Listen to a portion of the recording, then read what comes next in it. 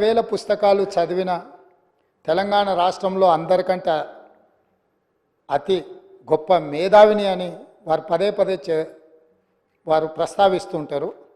ఆ మేధావితనం ఈ 4 కోట్ల తెలంగాణ ప్రజల యొక్క అభ్యున్నతి కోసం వారు ఉపయోగించి ఈ సభలో మా ప్రభుత్వం తీసుకుంటున్న నిర్ణయాలను సహేతుకంగా విశ్లేషించి ప్రస్తావించి ఏమైనా సలహాలు సూచనలు ఇచ్చి ఈ ప్రభుత్వం తీసుకుంటున్న నిర్ణయాలలో ఏమైనా ప్రజలకు ఇబ్బంది కలిగే అంశాలు ఏమైనా ఉంటే వాటిని సవరించి వారు సూచన చేస్తే వారి సూచనలు తీసుకొని ప్రతిపక్షాన్ని ప్రతిపక్ష నాయకుడిని గౌరవించి మా ప్రభుత్వము ప్రజాపాలన అందించాలన్న ఆలోచనతో సభలోకి వచ్చినాం అధ్యక్ష.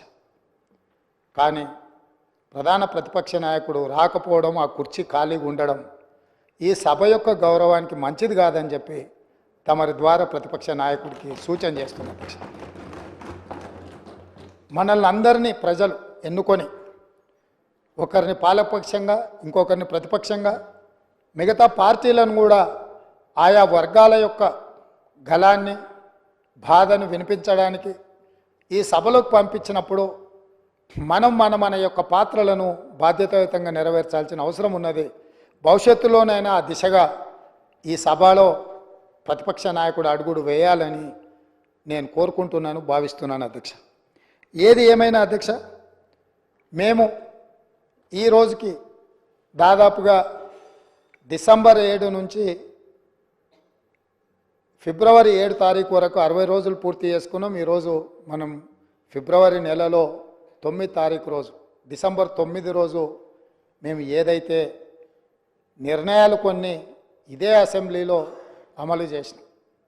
అందులో ప్రధానంగా ఆడబిడ్డలకు ఉచిత బస్సు రవాణా సౌకర్యము, బాధతోని ఆసుపత్రులలో ఆర్థిక భారం ఎక్కువై వైద్యం అందక చాలామంది పేదలు చనిపోతుంటే రాజీవ్ ఆరోగ్యశ్రీ పథకాన్ని అమలు చేయడం జరిగింది. ఈ రోజుకు సరిగ్గా పథకాలు అమలు చేసి 2 నెలలు పూర్తి చేసుకుంటున్న సందర్భంలో ఈ పథకాలు అమలు చేయడానికి సహకరించిన నా మంత్రివర్గ సహచరులకు, మా శాసనసభ్యులందరికీ కూడా మనస్ఫూర్తిగా వారికి అభినందనలు తెలియజేస్తున్నా అధ్యక్ష. అదేవిధంగా అధ్యక్ష, గతంలో జరిగిన చాలా లోపభూయిష్టమైన నిర్ణయాలు ఉన్నాయి.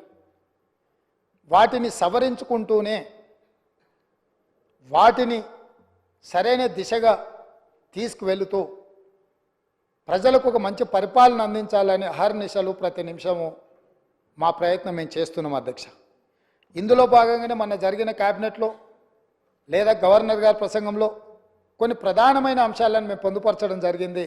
నేను చూసిన డాక్టర్ పల్లా రాజేశ్వరరెడ్డి గారు మాట్లాడేటప్పుడు ప్రభుత్వం తీసుకున్న కొన్ని మంచి పనులను వారు అభినందిస్తారేమో అని, అదేవిధంగా ప్రభుత్వం తీసుకుంటున్న నిర్ణయాలలో ఏమైనా ఒకవేళ వాళ్ళ దృష్టిలో సవరించుకోవాల్సిన సూచనలు ఏమైనా ఉంటే వారు సూచన చేస్తారేమో అని నేను ఆసక్తిగా విన్నా అధ్యక్ష.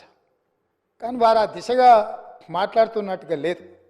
వాళ్ళ నాయకుడిని ఒప్పించడానికో మెప్పించడానికో మా మీద దాడి చేసినట్టుగానే వారు మాట్లాడుతున్నారు. పర్వాలేదు, వారు అదే వాళ్ళ విధానం అయితే ప్రజలు గమనిస్తూనే ఉన్నారు అధ్యక్ష.